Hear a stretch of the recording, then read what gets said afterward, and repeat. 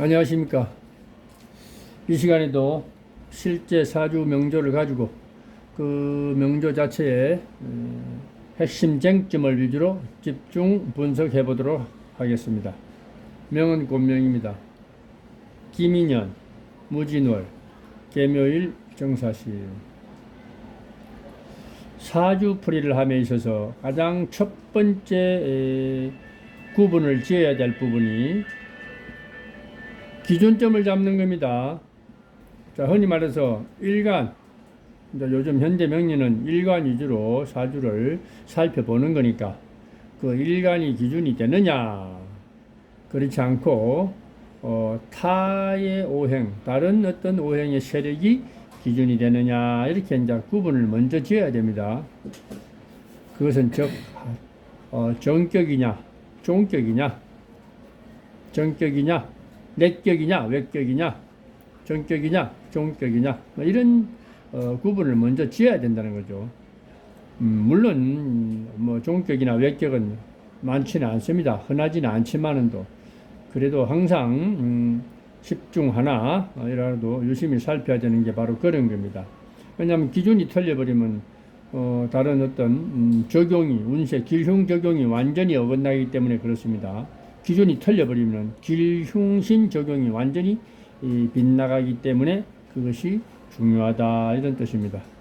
그래서 이 명조도 얼른 보면은 뭐 개수가 금생수도 받을 때도 없고, 그렇다고 또 뭐 비겁도 지지에 천간이나 지지에 비겁도 없고 이렇게 보이고 하니까 대세가 기미, 무진, 정사, 목, 화생토, 화토가 강하니까 뭐 누구 말대로 이 종격이 아니냐, 뭐 이런 거. 또 어떤 사람들은 일간대행이라고 해서 뭐 일간대행은 왜 쓸데없는 일간대행을 만들어낼까 모르겠지만은도 그냥 정격이냐 종격이냐로 나누면 되는데 종격을 갖다가 일간대행으로 해서 이렇게 표현하는데 그 쓸데없는 그런 논리를 많이 만드는 것은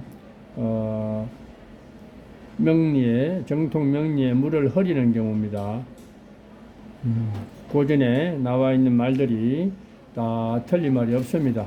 단지 옛날과 지금의 어떤 문화, 생활, 모든 어떤 사회 활동, 구조, 직업, 변화가 있을 뿐이니까 그것만 확대 해석해서 적용하면 되는 것이지, 쓸데없는 논리를 많이 만드는 것은 그것은 절대로 마땅치 않다, 이렇게 봅니다. 자, 이 운명도 역시 개수가, 자, 우리 흔히 말하기를 지지에 어디 인성도 없고 비겁도 없고 천간에도 인성 비겁이 없죠. 그렇게 보면은 그 단순한 논리로 음간은 새에 종한다는 논리로 바로 종격처럼 보이지만은도 실상은 그렇지 않다. 그래서 우리가 이론을 중요시하되 임상에서 충분한 검증을 거쳐야지만이 그것이 실체 살아있는 이론이 되는 것입니다. 양간 역시 기에 종한다고 하지만도 양간도 역시 세력의 그 어떤 종하는 것은 마찬가지입니다. 양간일지라도 그 기가 어느 정도의 자기를 지탱할 수 있는 일말의 그런 근거가 없다라면은 가차없이 양간도 종할 수밖에 없다.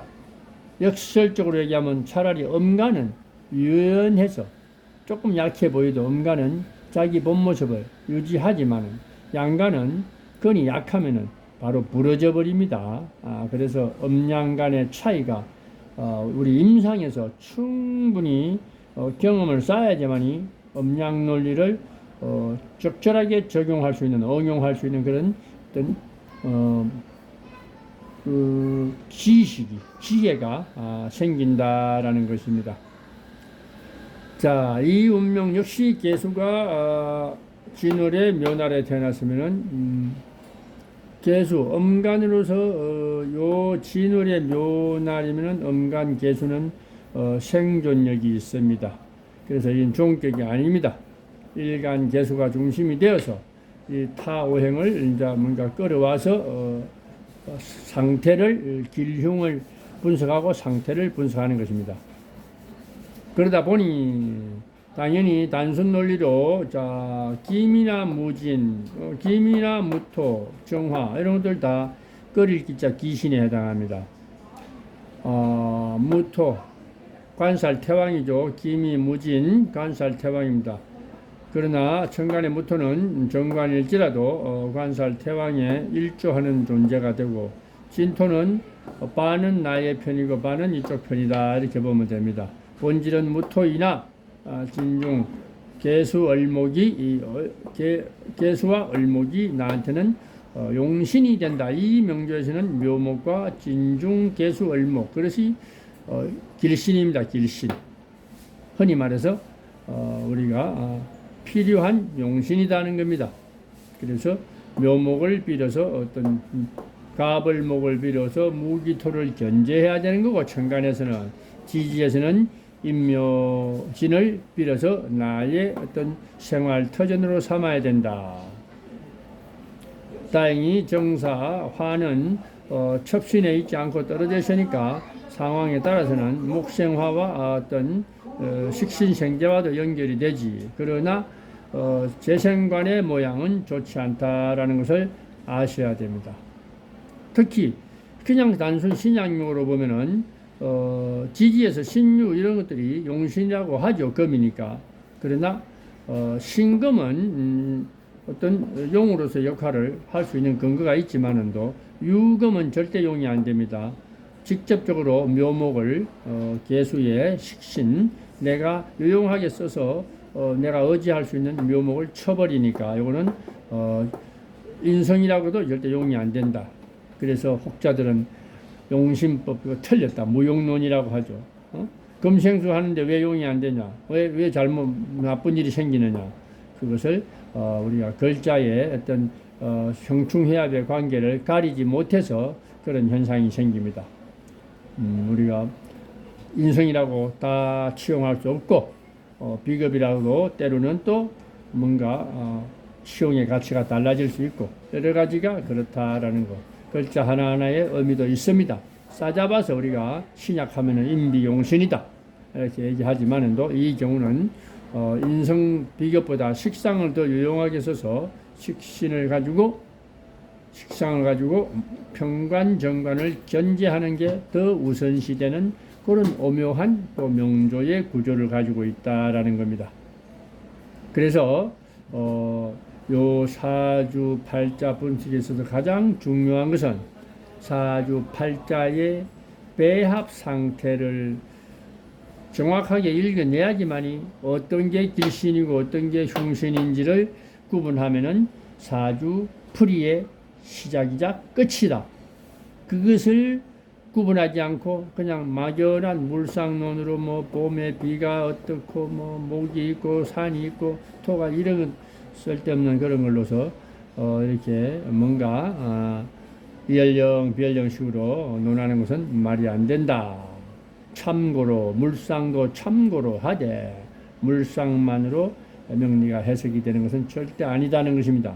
분명히 십간과 십이지지의 어떤 고유 특성성을 발휘하는 게 운명학이고 그 다음에 팔자의 구조, 즉 여덟 자의 배합 상태에 따라서 상황이 달라지고 기질이 달라지고 능력이 달라지는 겁니다. 똑같은 오행 숫자가 들어 있어도 유용한 것은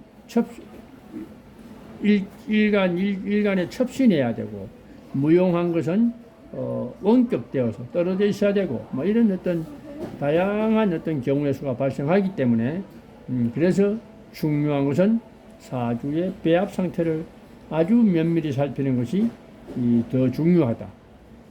고로 해서 이 사주는 본명인데 무기토 관성이 중첩되어 있고 태왕하기 때문에 거기다가 재생관까지 받기 때문에 끓일 기자 기신이다. 그래서 결혼은 상당히 불미하다. 결혼은 아름답지 못하다. 만약에 일찍이 결혼을 한다면 필시 그것을 뭔가 분란을 피하기 어렵다라는 어떤 전제를 따라도 틀린 말은 아닙니다. 그렇다고 하면 이런 명조를 결혼하지 마라 이렇게 얘기하는 것은 그것은 아주 멍청한 어떤 발상이니까 그런 어떤 상담을 해서는 절대 안 됩니다. 만약에 이 사람이 결혼해서 아이를 낳는다라면은 그것은 아주 유용한 어떤 자기 복이 되기 때문에 그래서 또 사람이 다 많은 복을 다 누릴 수는 없어요. 자식복 하나만 있더라도 그 또한 삶의 지표가 될 수 있는 법이다. 단 관살이 귀신이면 거기에 대한 관성에 대한 배우자에 대한 어떤 의존하는 마음이나 기대치를 버리면 되고 낮추면 되는 것이지. 그것을 모르고 잔뜩 기대하고 살다 보니 기대에 못 미치니까 뭐 분란이 생기고 다툼이 생긴다. 자기 잘못입니다. 그거는 자기 주제를 몰라서 그런 현상이 생기는 것이다라고 인식할 줄 알아야 명리에 올바로 접근하고 운명, 사주, 정통명리학의 올바른 어떤 그런 이해법이다라고 생각하시면 되겠습니다.